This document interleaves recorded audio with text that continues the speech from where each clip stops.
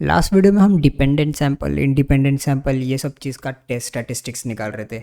ये वीडियो में हम क्या करेंगे, वेरिएंस का टेस्ट स्टैटिस्टिक निकालेंगे। वेरिएंस मतलब क्या होता है, फाइनेंस के टर्म में रिस्क स्प्रेड।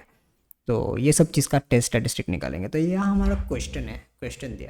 पहले ये देखो हम क्या चीज़ यूज़ कर रहे हैं। टी टेबल यूज़ नहीं कर रहे, काय स्क्वायर यूज़ कर रहे हैं।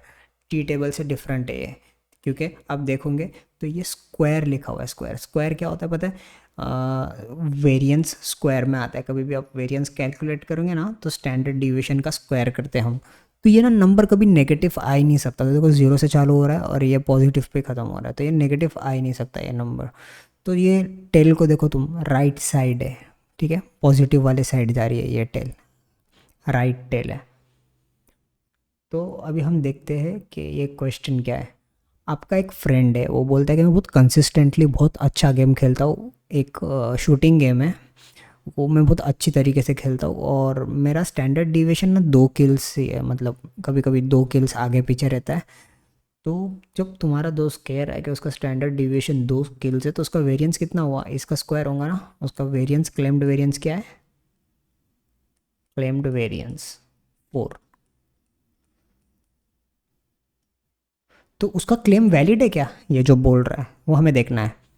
तो अपने हमने क्या किया यहाँ पे, हमने ना उसके 24 मैचेस का सैंपल उठाया और देखे हमें स्टैंडर्ड डिविएशन इतना मिला है 2.4 का।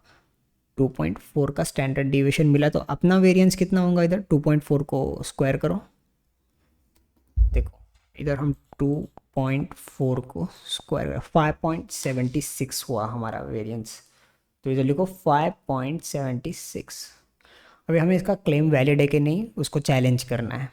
तो कैसे करेंगे इसमें, देखो हम ये फॉर्मूला यूज़ करते हैं, n-1 into sample standard deviation square divided, sample variance square divided by standard deviation square. Okay, T से टेस्ट स्टैटिस्टिक में हम क्या कर रहे थे, डिवाइड कर रहे थे स्टैंडर्ड एरर से, का स्क्वायर में हम कर रहे हैं डिवाइड स्टैंडर्ड डिविएशन से, और ऊपर क्या ले रहे हैं, वेरिएंस ले रहे हैं। स्टैंडर्ड डिविएशन अपना क्या हो गया, रिस्क। उसमें क्या हो रहा था, स्टैंडर्ड एरर हमारा रिस्क हो रहा था, इसमें स्टैंडर्ड डिविएशन हमारा रिस्क है। और ये पॉपुलेशन स्टैंडर्ड डिविएशन, मेरा स्टैंडर्ड डिविएशन नहीं ले रहा हूँ मैं, पॉपुलेशन का ले रहा हूँ, ठीक है। अभी देखते हैं हम इसको कैलकुलेट करके। तो 24 - 1 into 5.76 divided by standard deviation square, तो 2 का स्क्वायर। तो ये नंबर माइनस करने के बाद इधर क्या आएगा, 23 इंटू 5.76 बाय 4। इसको कैलकुलेटर में प्लग इन करो। 23 इंटू 5.76 डिवाइडेड बाय 4। तो आपका स्कोर क्या आया यहाँ पे, का स्क्वायर वाला 33.12 है ना, उसके आसपास आया है। तो हमें इसको चैलेंज करना है, देखना है कि किधर आ रहा है। तो यहाँ पे देखो मैंने एक टेबल खोला हो का स्क्वायर का। तो सोचो क्वेश्चन में हमें बोल रहे हैं कि 0.05 सिग्निफिकेंस के साथ बोल दे कि करेक्ट है कि रॉन्ग है। तो मैं यहाँ पे क्या टेस्ट कर रहा हूँ, देखो नल हाइपोथेसिस क्या बोल रहा है कि मेरा 4 का वेरिएंस है। मैं क्या बोल रहा हूँ, तेरा 4 का वेरिएंस हो नहीं सकता, 4 से ज़्यादा या फिर 4 से कम है। तो मेरे को टेस्ट करना है। तो ये क्या हो गया, 2 टेल हुआ। ज़्यादा या कम की बात होती है तो 2 टेल होता है। तो ये जो राइट साइड में स्क्यूड है, तो इधर 2 टेल कैसे करूँ, ये जो डायग्राम है इधर 2 टेल कैसे करूँगा मैं। तो देखो पहले हम देखेंगे कि कितना पॉइंट आता है, एक टेल में कितना आता है, 0.025, करेक्ट। तो यहाँ पे 0.025 कहाँ दिख रहा है हमें, एक्स स्क्वायर 0.025 दिख रहा है, इधर दिख रहा है, ठीक है। डिग्रीज ऑफ फ्रीडम कितना है, 24 माइनस 1 कितना, 23। तो 23 किधर है, देखो इधर है। तो हमारे इसमें 23 किधर है, इधर है, 38076 के पास।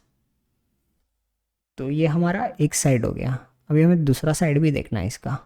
तो हमारा पॉजिटिव साइड क्या हो गया इधर, 38.5 076।